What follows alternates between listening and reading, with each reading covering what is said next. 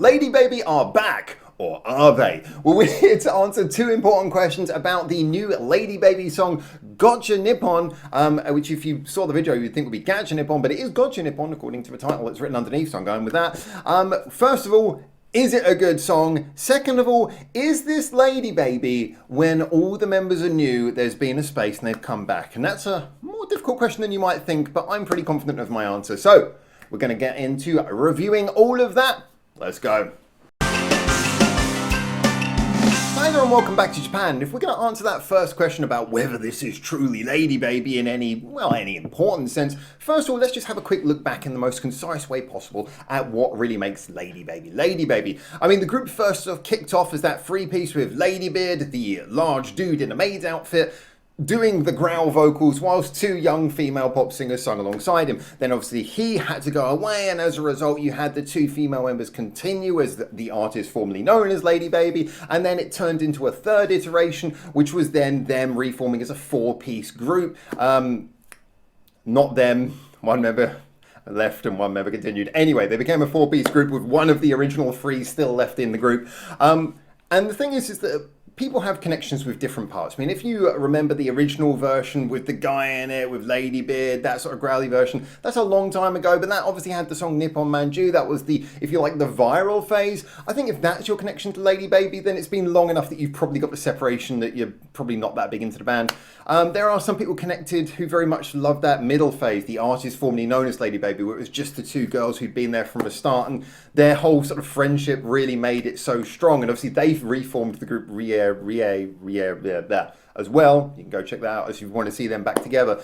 But for me, the version of LADYBABY that I always liked most of all was that third version, where they became a four-piece group. Now, one of the things that had been always the case throughout with the writing of LADYBABY songs is that they'd always had a slightly dark edge where they leaned towards some of the metal. Even after the fella Ladybeard left, they still kept that hard edge bit where it was always sort of written as pop songs, but there would be like double kick drums in there and then loud electric guitars. It wasn't all the way through, but it would just come in to punctuate sections to make them sound a little bit different from other groups, to give them that little slightly bizarre, crazy hardcore edge. And that was something that permeated all their songs all the way through, as well as a sense of slightly unpredictable songwriting, songwriting that could twist and go in many different directions where you'd least expect it. It was crazy, it was fun, but it also had these sort of maniacal twists in the songwriting, these bizarre edges that made them just something a little bit different from every other group. For a group who'd started with something of a gimmick to their image and a viral breakout, they really became known for having both their quirky personalities but the quality and the interest in songwriting to back it up. So, is this LADYBABY, now that they've come back with a five-piece group that has none of the, for the first time ever, none of the original members? Now, I'm sure there are some people who are real Idol fans who can tell me, I know there's a company who were responsible for reforming LADYBABY and can tell me where these members came from, but that to me isn't really what's important. To me, and I don't even really mind that much the fact that none of the original members are in this group. To me, the only thing that matters is if someone's got the LADYBABY name and they brought five new people, are they making LADYBABY songs? As someone who really loved that third iteration of LADYBABY and wanted it to continue and was sad when it ended, am I still getting LADYBABY from this? And I've got to be honest, based on this first single, I feel like I am. I was surprisingly impressed.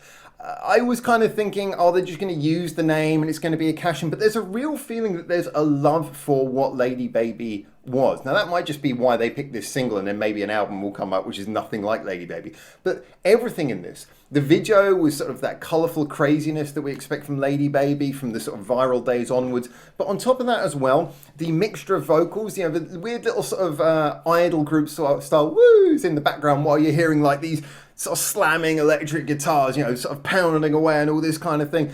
It had that feeling as well. The song took those weird left turns. The thing in like the second section, where we get out of the chorus, then we go into that strange sort of halftime bit with very rhythmic vocals, and then suddenly like sitars and like an Indian feel to everything. The song didn't just feel like it was cashing in some verse, chorus, bridge, chorus, like song structure, contemporary, standard, let's just get a hit single kind of thing. It actually felt like it was taking the risk of going for that slightly more crazy, bizarre, unpredictable sound that we expect from LADYBABY. And it also kept the fun factor high. You know, there was a sense that there was like a lot of joy in it.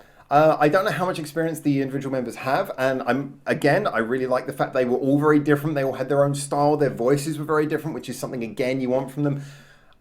It just worked for me. It really did, and it worked because it just felt immediately like it was LADYBABY. When I first saw the premiere of this, I had no idea that none of the original members were in this version. I know that Emily had gone off to do Passcode. I know the other two members, so we had Ria, blah, blah, blah. I knew that people had spread out to do other things, but I didn't know that none of the members were in this.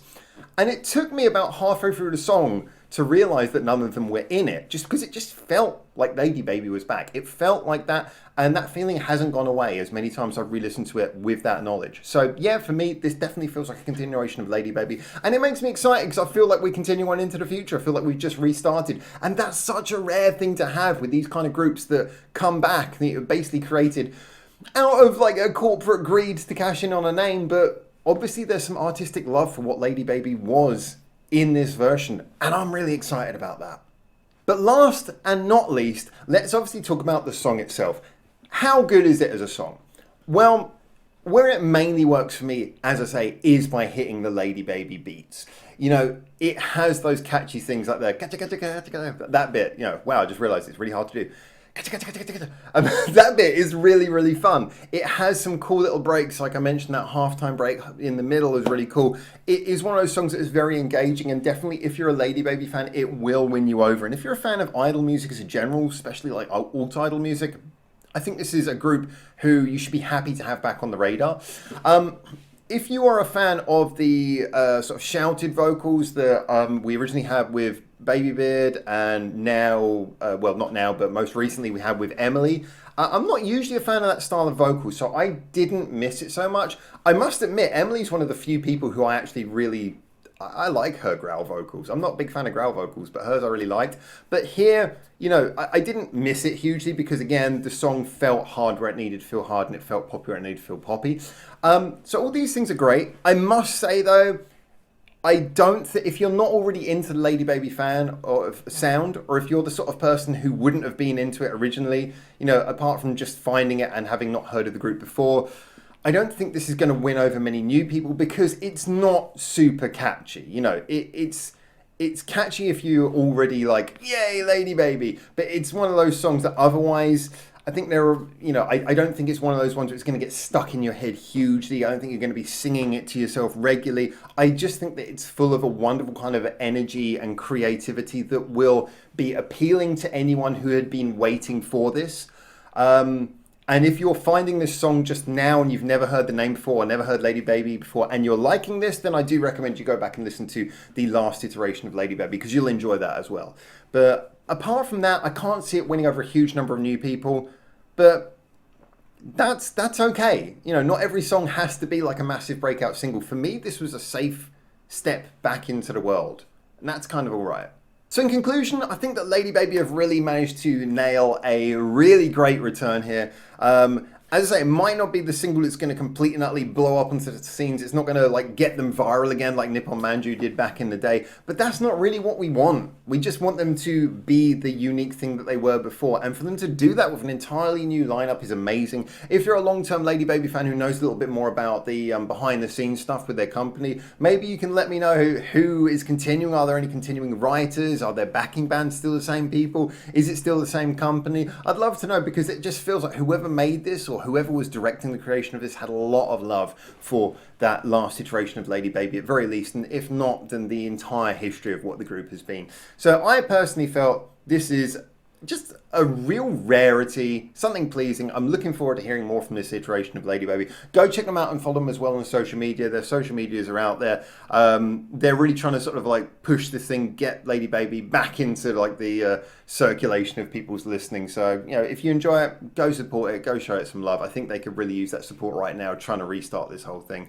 And until I hopefully see you either in the comments or in the next one of these videos, for now, ciao, ciao.